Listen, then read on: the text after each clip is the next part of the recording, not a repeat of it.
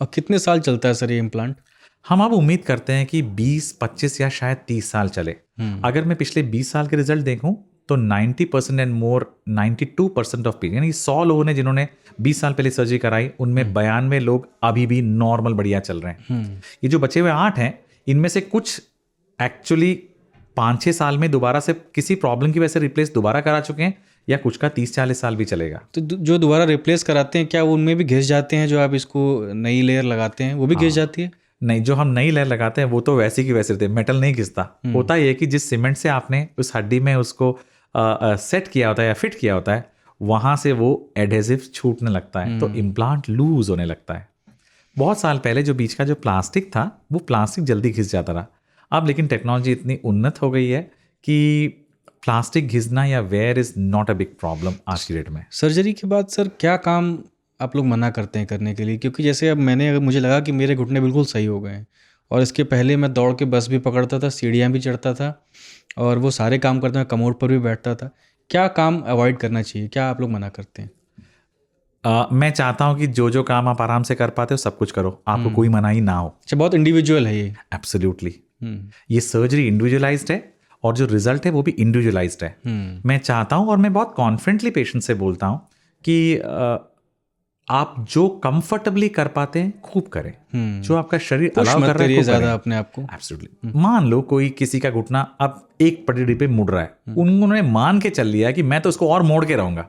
उसमें आप अपने शरीर में, मैंने बोला, जब पेन होता है, pain is God's way of talking to you, यानी कि प्रभु की वाणी है, वो बता रहा है कि मुझसे नहीं हो पा रहा। उसको मत एग्रेवेट करिए। ऐसा करने से आप मुश्किल में पड़ेंगे।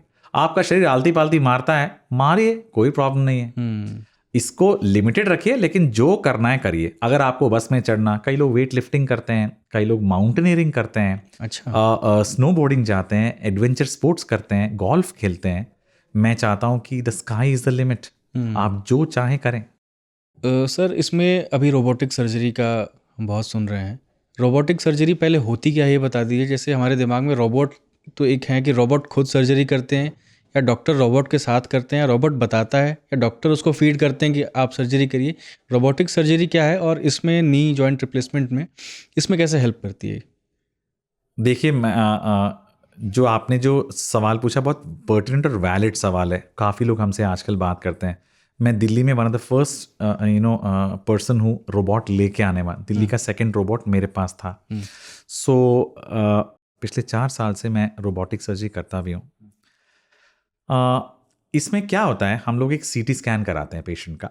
वो सीटी स्कैन कराने के बाद हम लोग एक पेशेंट के घुटने का एक वर्चुअल मॉडल बिना सर्जरी किए बिना हम लोग कंप्यूटर में क्रिएट कर लेते हैं। अब जैसे आप कई ऐसे हेयर स्टाइल के सेंटर्स हैं, कई ऐसे एस्थेटिक के सेंटर्स हैं जहाँ पे, या डेंचर के सेंटर्स हैं जहाँ पे वो आपको क्या करते हैं, आपके फेस के ऊपर आपका हेयर स्टाइल सुपर इम्पोज कर देते हैं। तो मल्टीपल हेयर स्टाइल में से चूज कर सकते हैं आपको सबसे बेस्ट क्या लगता है। यहाँ पे क्या होता है, जो वर्चुअल मॉडल हमारा बनता है, उस वर्चुअल मॉडल के ऊपर पर्सनलाइज फिटिंग के साथ नी इम्प्लांट को हम फिट करते हैं कंप्यूटर में। एक स्क्रीन पे हमें दिखता रहता है, और उसकी अलाइनमेंट, उसकी पोजीशन, उसको मल्टीपल टाइम्स चेंज करके हम रिजल्ट एक्स्ट्रापोलेट कर सकते हैं कि इस पर्टिकुलर पेशेंट को अगर हम इस पर्टिकुलर एंगल पे ये साइज का इम्प्लांट लगाएंगे तो उसके लिए सबसे बेस्ट रिजल्ट ये आएगा। यही नहीं, अगर हम उसको चेंज भी करके देख सकते हैं कि नहीं हमें ये बेस्ट लग रहा है, इसको ऐसा करेंगे तो कैसा होगा, वैसा करेंगे तो कैसा होगा। तो ये सब करके हम मल्टीपल रिजल्ट सिनेरियोज हमें मिल जाते हैं बिना ऑपरेशन किए ही। अब तो एआई आ गया तो और भी कर सकते हैं। Yes, so this is an AI only, but इसमें अभी भी इस सिस्टम में ऑटोनॉमी नहीं है कि हम सर्जन को बाईपास कर सके। तो सर्जन के पास पूरी ऑटोनॉमी है ये देखने के लिए कि इस पेशेंट के लिए सबसे बढ़िया इम्प्लांट फिटिंग क्या है। जब एक बार ये हमने डिसाइड कर लिया कि इस पेशेंट के लिए सबसे बढ़िया इम्प्लांट फिटिंग ये है, हम ये डेटा कंप्यूटर में फीड कर लेते हैं। Robot is basically just an arm, उसमें अपना कोई ब्रेन नहीं है। जो आपने डेटा फीड किया, नी को ओपन करने का काम मेरा है, एक्सपोज करने का काम मेरा है।